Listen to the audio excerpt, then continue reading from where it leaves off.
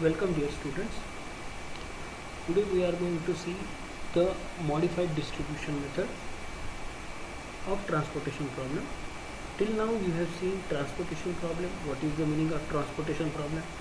After that we have seen the transportation problem of north-west corner method also, least cost method also, Vogel approximation method also, and now we are going to see the modified distribution method.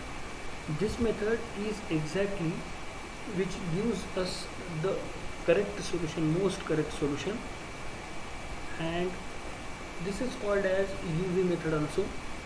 This method gives us optimum solution, but before that इसको optimum solution देने के पहले भी ये try test करेगी, हर बार इसको test करेगी.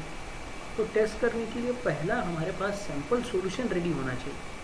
सो the fundamental requirement of this method is we have to solve the problem either by northwest corner method or by least cost method or Vogel approximation method. Now the thing is that 100 out of 99.99% we are going to follow Vogel's approximation method. Why for? Because Vogel approximation method gives us more correct solution.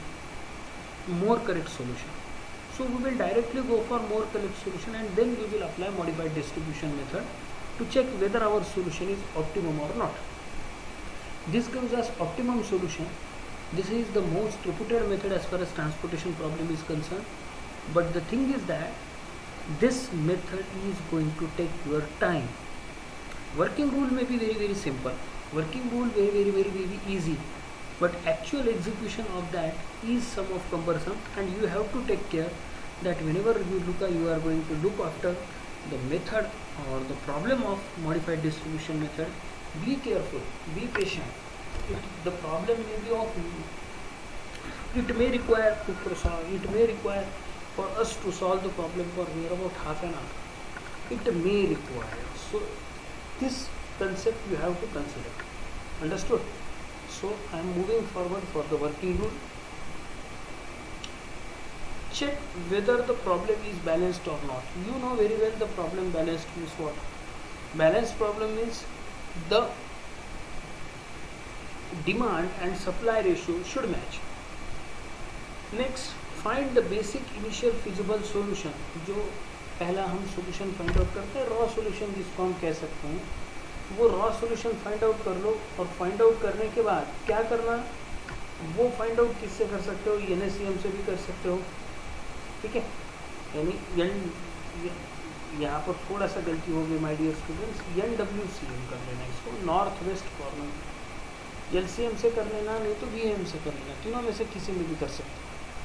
ठीक है, इतना clear हो जाए तो फिर और एक बात कहा करना है, वो ये है कि जहाँ जहाँ पर अलोकेशन हुआ है, जहाँ पर अलोकेशन हुआ है, अलोकेशन का मतलब क्या होता है? अलोकेशन का मतलब ये होता है कि जहाँ पर भी आपको जिस भी सेल में आप नंबर अलोकेट करते हो उसको कहते हैं अलोकेटेड सेल, या उसको हम कहेंगे बेसिक सेल. ठीक है, तो उनके लिए जो फॉर्मूला डिफाइन हुआ है, the formula is UI plus VJ equal to CIJ.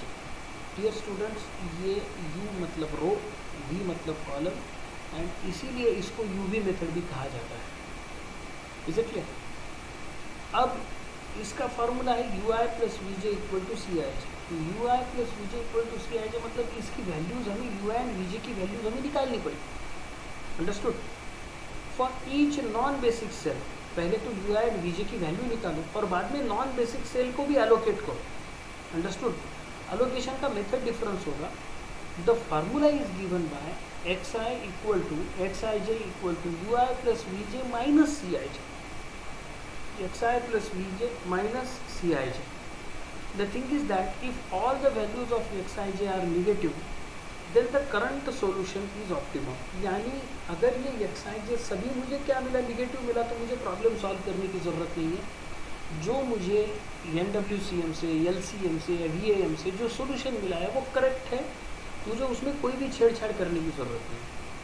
Understood? Refine करने की ज़रूरत नहीं. डन? अगर अनफॉर्चुनेटली xij की वैल्यू ग्रेटर दैन और इक्वल टू 0 हुई तो क्या करो? तो ये करो कि select the variable having largest positive valuation. Understood? Select the variable to have for largest positive valuation to enter the basis and consider it as the incoming variable or entering variable.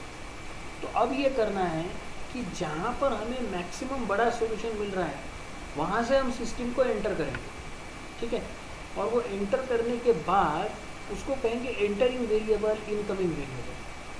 अब ये होने के बाद let the variable xij enter the basis, यानी जहाँ पर सबसे positive मिला है वहाँ से प्रॉब्लम चालू हुआ है उसको बेसिस से बनाओ.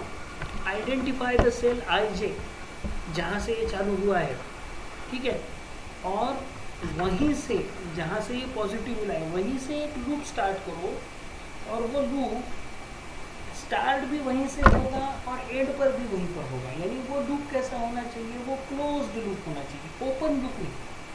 समझिए बच्चों, अब ये क्लोज्ड और ओपन का मतलब क्या होता है? सर्कल एक क्लोज फिगर है, पैराबोला क्लोज फिगर है क्या? ना, पैराबोला का मुंह खुला हुआ है. इलिप्स क्लोज फिगर है क्या? हाँ, ठीक है. हाइपरबोला क्लोज फिगर है क्या? ना, मुंह खुला हुआ है. तो उसका मतलब ये कि ये लूप ऐसा बनाओ बच्चों कि जो शुरू भी हो और ख़त्म भी हो जहाँ से वो शुरू हुआ है. अंडरस्टूड? और उसके साथ वो कहाँ कहाँ पर रहे, वो कहाँ कहाँ जाए, लूप कहाँ से जाए. लूप घूमे इधर उधर, उसमें कोई शक नहीं, कैसा भी घूमे लूप उसमें कोई शक नहीं, लेकिन वो रहे कहाँ पर? जहाँ पर वो टर्न करे, जहाँ पर वो बैठे, तो वो बेसिक सेल होनी चाहिए सर. यानी जहाँ पर अलोकेशन हुआ तो वहीं पर वो जाना चाहिए, अपने पहचान में जाना चाहिए, नहीं कि किसी दूसरी जगह नहीं जाना चाहिए. समझ में आया? ठीक है. वो बेसिक सेल जहाँ जहाँ है वहाँ वहाँ से गुजरे, मैक्सिमम बेसिक सेल कवर करे. कुछ एक आध जो छूट गई लूप क्लोज ना होने के कारण तो चलेगा, एक हाथ तो बेसिक सेल छूट गई तो चलेगा, लेकिन लूप क्लोज होना चाहिए. इतनी बात याद रखिए. इतना क्लियर हो जाने के बाद अब जहाँ से शुरू किया वहाँ से थीटा प्लस वैल्यू दो, बाद में नेक्स्ट कॉर्नर को थीटा माइनस, फिर से थीटा प्लस थीटा माइनस, ऐसा अल्टरनेटिवली करते हो. बच्चों ये वर्किंग रूल है, जब इसका प्रॉब्लम देखेंगे तब ये ऑटोमेटिकली सब चीज़ क्लियर हो जाएगी.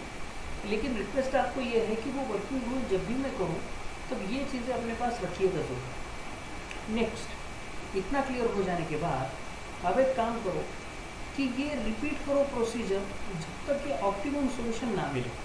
अब ये प्रोसीजर रिपीट करना मतलब क्या? अब ये प्रोसीजर रिपीट करना मतलब उसका वैल्यूएशन कंसीडर करना. तो वो वैल्यूएशन कंसीडर करने वाली प्रोसीजर जो है मैं प्रॉब्लम सॉल्व करते हुए बता दूँगा. इसकी 2-3 स्टेप्स आगे हैं, लेकिन वो स्टेप्स जब तक वो टेबल हमारे सामने ना हो तब तक हम उसको एक्सप्लेन नहीं कर सकते. तो without going with that much amount of यानी उसको हम क्या कहेंगे, प्रॉब्लमेटिक सिचुएशन में ना जाते हुए, अंधेरे में तीर ना चलाते हुए, ये इंट्रोडक्टरी मैंने बता दिया आपको. आगे का पूरी प्रोसीजर जब हम कहाँ करेंगे, प्रॉब्लम सॉल्व करेंगे, विद इन फ्रैक्शंस हम उसको क्या कर देंगे, सॉल्व कर देंगे. ठीक है, फ्रैक्शन से नहीं, ये प्रोसीजर सॉल्व कर देंगे. बाद में फिर से आपको xij निकालना है, cij निकालना है, फिर से चेक करना है ऑप्टिमम है या नहीं. अगर ऑप्टिमम मिला तो फिर से एक बार प्रॉब्लम सॉल्व करना है, अदरवाइज नहीं करना. इतना सिंपल है. ठीक है. सो यहाँ पर मैं इस मेथड के लिए रुकता हूँ. अब नेक्स्ट मेथड यानी अगली बार देखेंगे, वो देखेंगे किसका, अगला देखेंगे उसके प्रॉब्लम्स देखेंगे, एंड बाद में हम चीज़ें जो है वो सेंसिटिविटी एनालिसिस के पास लेके जाएंगे. So thank you, thanks a lot.